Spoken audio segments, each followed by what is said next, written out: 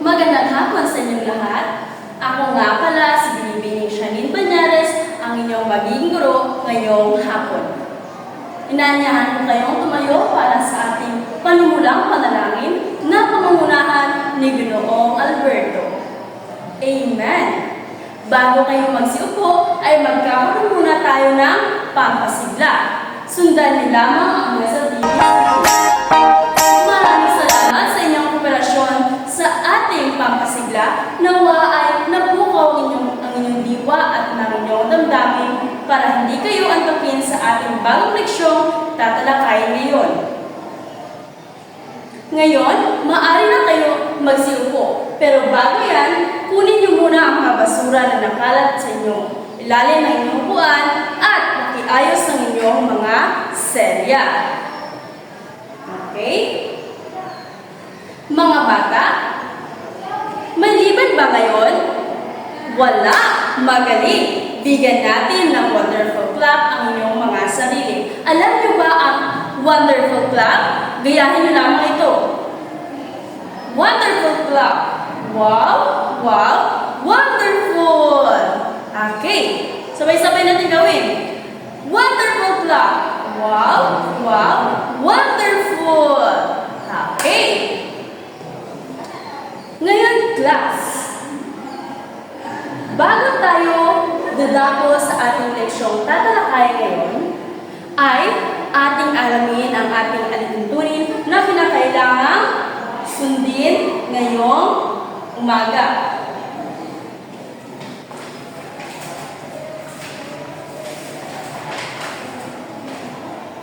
Nakikita na ba sa likuran? Okay. Ginoong Yago, maaari mo bang basahin ang ating alituntunin? Maraming salamat. Nawa ay palagi niyong tandaan ang ating mga alituntunin. Ano nga ulit? Itaas ang kanang kamay kung may katanungan. Makinig, makilahok, matuto, at marami pang iba. Lagi niyong tandaan ang ating alituntunin sapagkat kung may mahuli akong hindi sumunod sa ating alituntunin, ay magkakaroon sa akin ng padya. Okay. Ngayon, class. Sino ba sa inyo ang nakaalala ng ating tinalakay noong nakaraang pagkikita? Mayroon ba? Binibining o binita? Magaling! Ang ating tinalakay noong nakaraang pagkikita, ito ay tungkol sa paya. Okay, maraming salamat.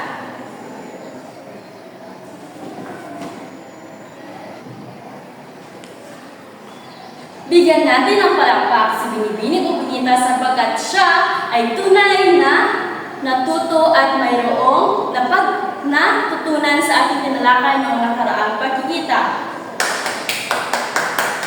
Okay, class, ngayon ay magkakaroon tayo ng panimulang gawain.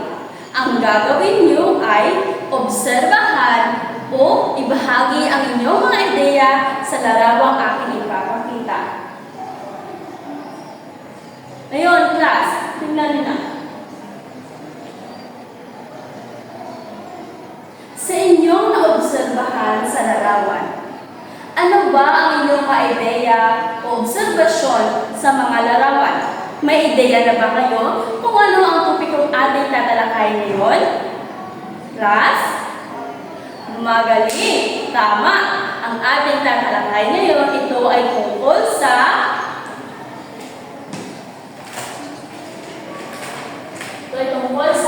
istruktura ng cone of experience. Sino kaya ang sumulat ng istruktura ng cone of experience? Ating alamin, sabay-sabay nating alamin ang istruktura ng cone of experience. Pero bago yan, ay atin munang alamin kung ano ang ating layunin na kinakailangan makamit ngayong araw.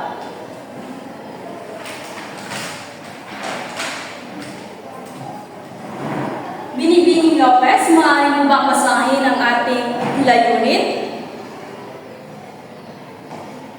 Maraming salamat. Ngayon, class, sabay-sabay nating alamin kung ano nga ba ang mga istruktura ng cone of experience ni Edgar Dale. Pero bago yan, atin munang alamin kung sino nga ba si Edgar Dale. Class, tandaan niyo ito. Take note niyo ito. Si Edgar Dale, siya ang father of media of education. Father of media of education. Okay. Ano nga ba ang mga istruktura ng cone of experience ni Edgar Dale?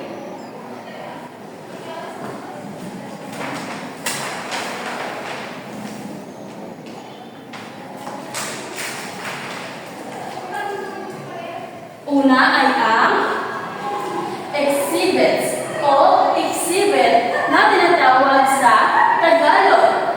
20% o 30% retention. Okay. Binibining daw na maaari ba basahin ang unang istruktura ng cone of experience? Maraming salamat. Ano raw ang exhibit, class? Okay, ito ay ang pagtatanghal ng mga impormasyon sa visual na pamamaraan. Halimbawa na lang ito. Ang unang halimbawa, ang science fair kung saan ipinapakita ang iba't ibang eksperimento. Hindi ba nung grade 7 pa kayo ay nakakita na kayo ng mga eksperimento sa science laboratory or mga program? Hindi ba kayo ay nabibigla o hindi makapaniwala sa kanilang mga eksperimento? Yan ang mga halimbawa ng exhibit. Pangalawang halimbawa ay ang art exhibit para sa mga likhang sining ng mga mag-aaral. Sino ba dito sa inyong class ang nakapunta na sa museo? Mayroon ba? Okay. Class, sa museum dyan ay makikita natin ang mga iba't ibang art o exhibit na kung saan ay mayroong mga malalim na eksplanasyon o eksplanasyon at pagkakaintindi. Okay. Ang pangalawa, maaari pa basahin, Binibining Jayan.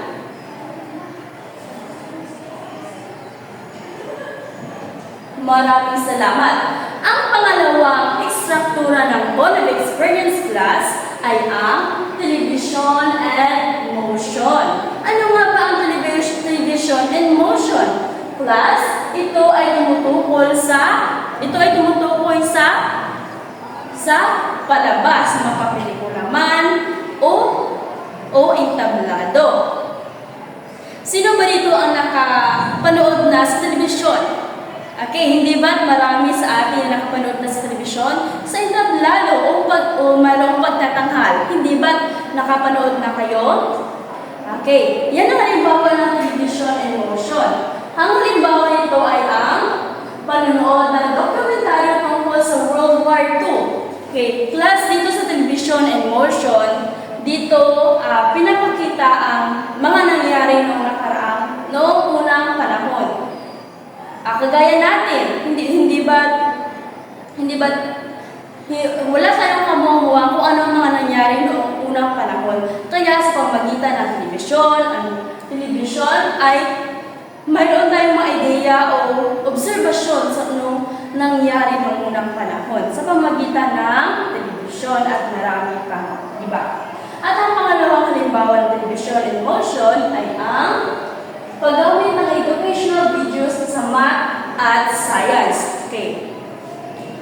Sa math and science, sa pamagitan ng television.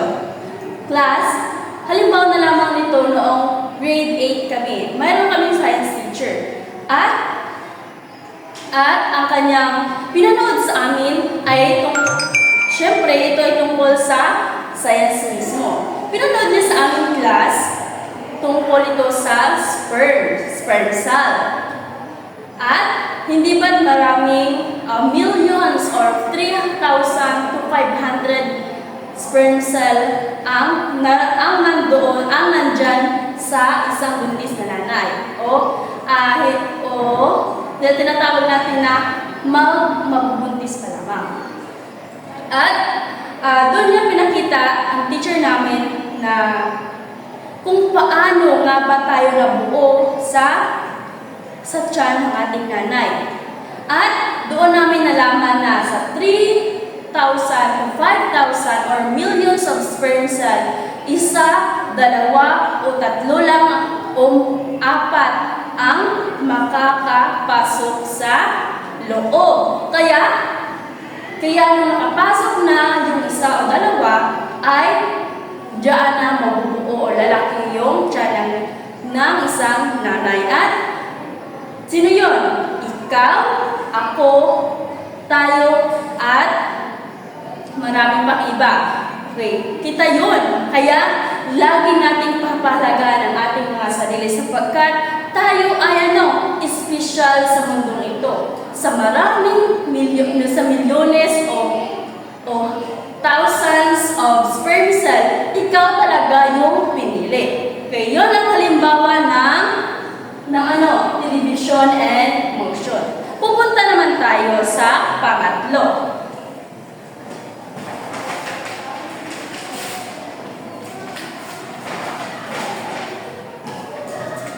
Ang pangatlo class ay ang radio and recordings o tinatawag na sa Tagalog na radio at recorded na tunog.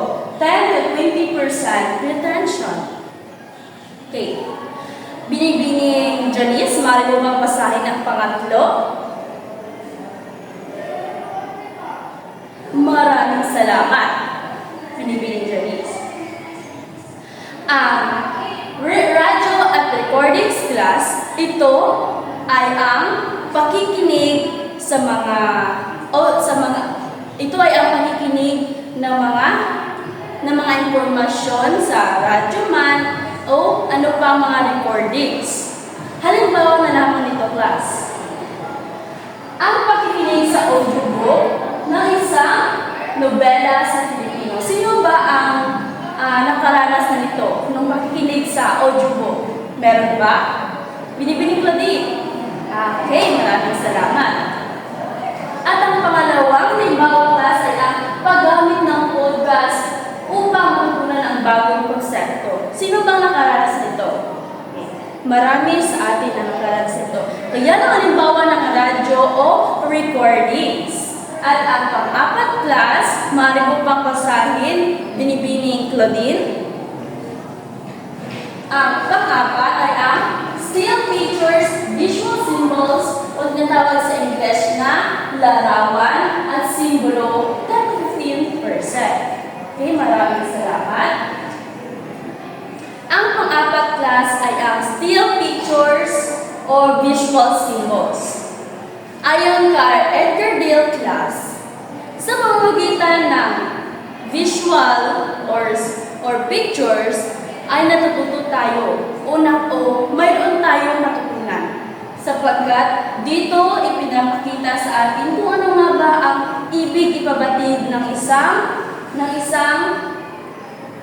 pangungusap o impormasyon. Paano natin maintindihan ang isang impormasyon kung walang larawan? Hindi ba mas maganda talaga kapag mayroong larawan ng mga simbolo na kung saan ay nagbibigay sa atin ng impormasyon? Okay. Ang halimbawa na lamang nito ay ang paggamit ng mapa sa pagtuturo ng geografiya. Okay. Class, paano natin maintindihan ang mga continents o mga bansa kapag walang mapa na ang Europe pala ay malayo sa China, na ang Japan pala ay malayo sa Korea, yung Hong Kong pala ay malayo sa Thailand. Diyan natin nakikita kung ano nga ba kalawak ang mundo. Okay, yan ang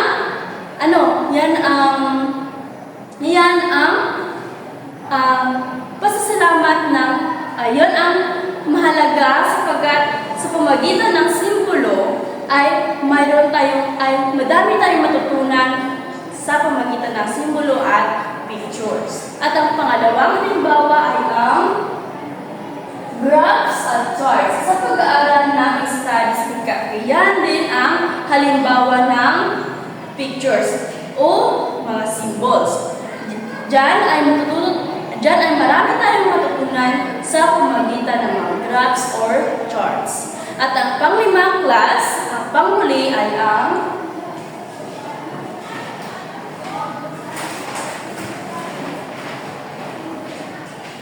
verbal symbols o mga salitang paslan at pasalita. Try na, maaari ko bang basahin at ibahagi sa inyo at ibahagi sa amin kung ano ang natutunan mo tungkol sa iyong binasa? Okay, maraming salamat class. Ayon kay Edgar Dale, ang istruktura ng mode of experience ay ang verbal symbols, salitang pasulat at pasalita. Paano tayo matututo kung walang lecture o nagsasalita o nagpapaliwanag sa ating binabasa o sa ating pinag-aaralan? Hindi ba't mas mahalaga, mas matututo tayo kung mayroong nagpapaliwanag o nagbibigay sa atin ng impormasyon na kung saan matututo talaga tayo. Okay. Yan ang 5 istruktura ng mode of experience. May mga katanungan pa ba, class? Wala na. Ngayon ay magkakaroon tayo ng pangkatang gawain. Magsimulang magbilang kay Ginoong Alberto hanggang kay Binibining Zordo. Magbibilang kayo ng 1 hanggang 2. Maaari na kayong magsimulang magbilang. Okay? Tapos na magbilang? Maraming salamat. May numero na ba ang lahat? Okay, maraming salamat. Pumunta na kayo sa inyong mga kagrupo. Okay. Pangkat una, dito. Pangkat pangalawa ay dito. Ang gagawin niyo class ay pumili kayo ng mga istruktura ng mode of experience at isasadulan niyo ito sa harapan upang mas lubos natin maintindihan kung ano nga ba ang mga istruktura ng mode of experience. Okay. Para sa inyong pamantayan sa pagsasadula, ito ang inyong pamantayan. Maaari mo bang basahin?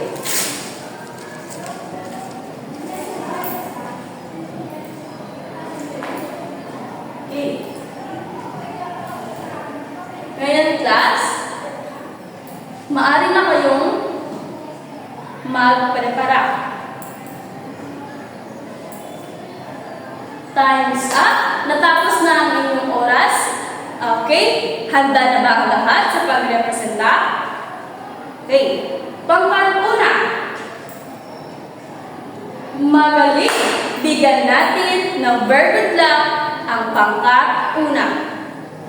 1, 2, 3. 1, 2, 3. Very good, very good, very good. Pangalawa naman.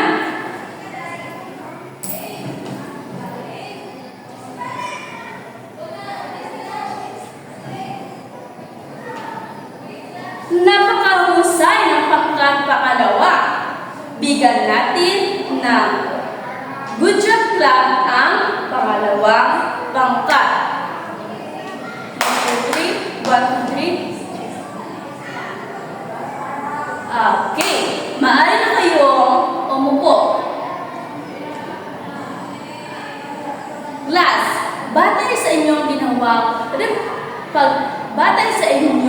ginawang pagsasadula o pagrepresenta dito sa harapan, ano ba ang inyong mga natutunan? Maraming salamat. Ang natutunan nyo ay pagkakaisa. Ano pa? Ang pagtutulungan. Okay, maraming salamat. Nawa ay mayroon kayo natutunan sa inyong ginawa. Okay, class, mayroon pa ba mga katanungan batay sa ating leksyong na pag-aralan? Wala na ba? Kung wala, ay ako ang magtatanong.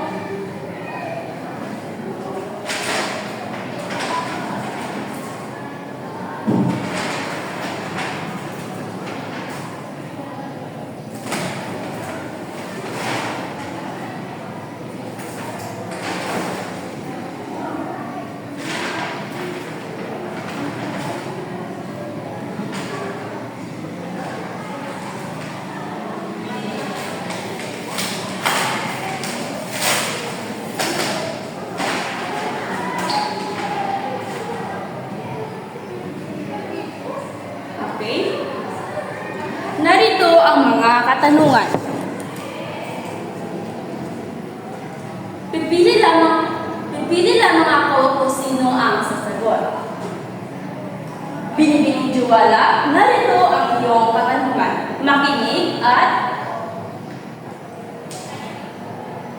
Makinig sa iyong katanungan.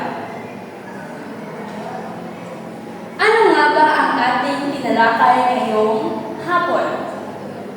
Maraming salamat. Ang ating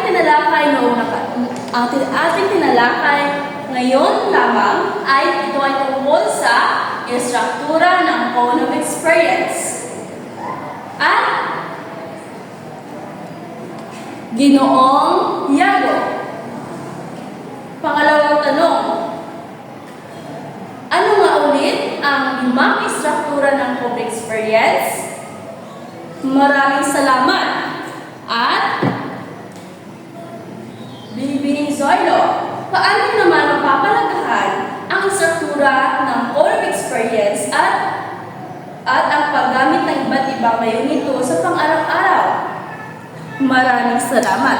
Tunay nga na kayo ay nakikinig at mayroong natutunan ngayong hapon. Class, wala na bang katanungan? Kung wala na, ay kumuha ng isang kapat na papel at sagutan ang ating pagsusulit. Nakikita lang ba? Okay. Tapos na ba, class? Kung tapos na, ay ipasa na ang inyong mga papel at ako na lamang ang magwawasto ng inyong mga sagot. Okay. Ngayon, class, kumuha ng inyong mga kwaderno at isulat ang inyong takdang aralin.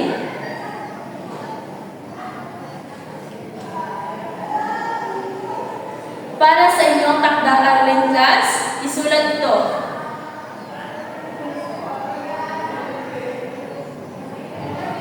Ipasa ito sa sunod nating pagkikita. Tapos na ba? Okay. Ngayon, class, tumayo at